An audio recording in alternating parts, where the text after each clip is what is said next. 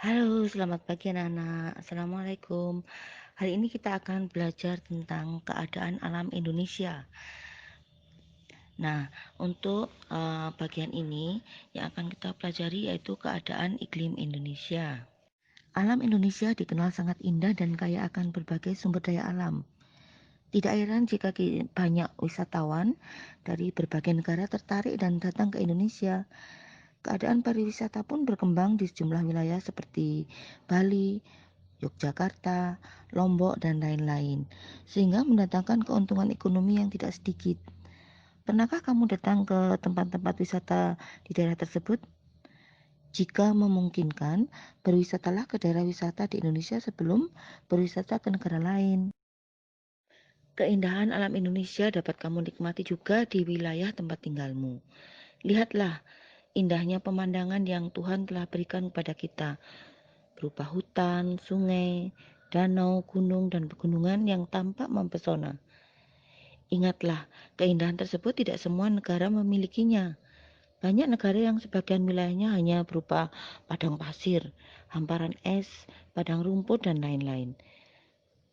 Keadaan alam Indonesia dapat dikelompokkan menjadi dua bagian, yaitu keadaan fisik wilayah serta keadaan flora dan fauna. Keadaan fisik wilayah terdiri atas keadaan iklim dan keadaan bentuk permukaan bumi atau kondisi fisiografis yang kemudian akan menentukan jenis tanahnya. Sementara keadaan flora dan fauna menyangkut jenis keragaman dan sebarannya. Keadaan iklim Indonesia. Letak astronomis Indonesia yang berada di wilayah tropis membuat Indonesia beriklim tropis. Apa yang menjadi ciri iklim di daerah tropis? Ciri iklim tropis adalah suhu udara yang tinggi sepanjang tahun, dengan rata-rata tidak kurang dari 18 derajat Celcius, yaitu sekitar 27 derajat Celcius. Di daerah tropis tidak ada perbedaan yang jauh atau berarti antara suhu pada musim hujan dan suhu pada musim kemarau. Kondisi ini berbeda dengan daerah lintang sedang, yang suhunya berbeda sangat jauh antara musim dingin dan musim panas. Suhu pada musim dingin dapat mencapai sekitar minus 27 derajat atau lebih, sedangkan pada musim panas dapat mencapai sekitar 40 derajat Celcius atau lebih. Ciri daerah tropis lainnya adalah lama siang dan lama malam hampir sama, yaitu sekitar 12 jam siang dan 12 jam malam. Secara umum, keadaan iklim di daerah di Indonesia dipengaruhi oleh 3 jenis iklim, yaitu iklim musim, iklim laut, dan iklim panas. Gambaran tentang ketiga jenis iklim tersebut adalah sebagai berikut. 1. Iklim musim dipengaruhi oleh angin musim yang berubah-ubah setiap periode waktu tertentu. Biasanya satu periode perubahan adalah 6 bulan. 2.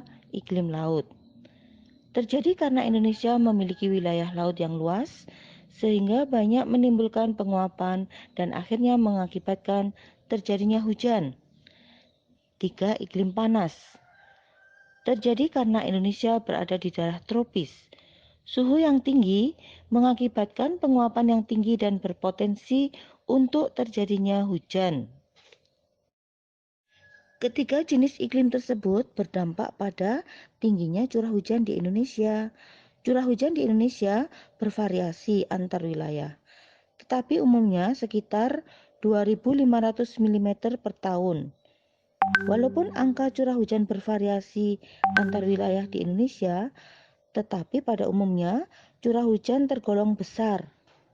Kondisi curah hujan yang besar ditunjang dengan penyinaran matahari yang cukup membuat Indonesia sangat cocok untuk kegiatan pertanian, sehingga mampu memenuhi kebutuhan penduduk akan pangan. Hal yang menarik bagi Indonesia adalah terjadinya angin muson. Angin muson adalah angin yang terjadi karena adanya perbedaan tekanan udara antara samudra dan benua. Pada saat samudra menerima penyinaran matahari, diperlukan waktu yang lebih lama untuk memanaskan samudra. Sementara itu, benua lebih cepat menerima panas. Akibatnya, samudra bertekanan lebih tinggi dibandingkan dengan benua. Maka bergeraklah udara dari samudra ke benua. Coba perhatikan gambar 1.4 pada halaman 10 pada bukumu. Pada saat musim hujan di Indonesia, yaitu bulan Oktober sampai bulan April, angin muson yang bergerak dari Samudra Pasifik menuju wilayah Indonesia dibelokkan oleh gaya Coriolis sehingga berubah arahnya menjadi angin barat atau disebut juga angin muson barat. Pada saat bergerak menuju wilayah Indonesia, angin muson dari Samudra Pasifik telah membawa banyak uap air sehingga diturunkan sebagai hujan di Indonesia. Pada gambar 1.4 tersebut adalah pola pergerakan angin muson barat. Peristiwa sebaliknya terjadi pada saat musim kemarau, yaitu antara bulan Mei sampai bulan September.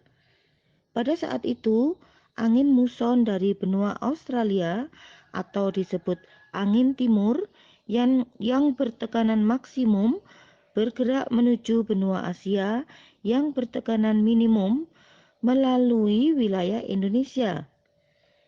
Karena benua Australia sekitar 2/3 wilayahnya berupa gurun, udara yang bergerak tadi relatif sedikit uap air yang dikandungnya.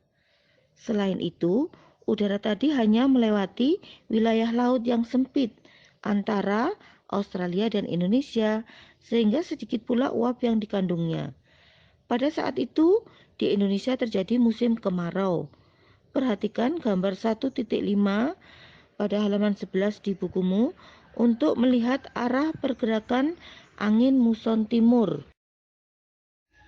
Gaya Coriolis adalah gaya semu akibat pengaruh rotasi bumi sehingga angin seolah-olah dibelokkan ke arah kanan dari belahan bumi utara atau BBU dan dibelokkan ke kiri dari belahan bumi selatan atau BBS. Pada musim hujan, petani Indonesia mulai mengerjakan lahannya untuk bercocok tanam. Jenis tanaman yang ditanam adalah tanaman yang membutuhkan air pada awal pertumbuhannya, contohnya padi. Sementara itu, nelayan Indonesia justru mengurangi kegiatan melaut karena biasanya pada musim hujan sering terjadi cuaca buruk dan gelombang laut cukup besar sehingga membahayakan mereka. Ikan juga lebih sulit ditangkap sehingga terjadi kelangkaan pasokan ikan dan akibatnya harga ikan lebih mahal daripada biasanya. Musim hujan tentu tidak banyak berpengaruh pada aktivitas masyarakat Indonesia yang pekerjaannya tidak berhubungan langsung dengan alam, misalnya pegawai atau karyawan. Pada saat musim kemarau, sebagian petani terpaksa membiarkan lahannya tidak ditanami karena tidak ada pasokan air. Sebagian lainnya masih dapat bercocok tanam dengan memanfaatkan air dari sungai, saluran irigasi, atau memanfaatkan sumber buatan. Ada pula petani yang berupaya bercocok tanam walaupun tidak ada air yang cukup dengan memilih jenis tanaman atau varietas yang tidak memerlukan banyak air. Pada saat musim kemarau, nelayan dapat mencari ikan di laut tanpa banyak terganggu oleh cuaca buruk. Hasil tangkapan ikan juga biasanya lebih besar dibandingkan dengan hasil tangkapan pada musim hujan, sehingga pasokan ikan juga cukup berlimpah. Pola angin muson yang bergerak menuju wilayah Indonesia pada saat angin barat dimanfaatkan oleh nenek moyang bangsa Indonesia untuk melakukan perpindahan atau migrasi dari Asia ke berbagai wilayah di Indonesia.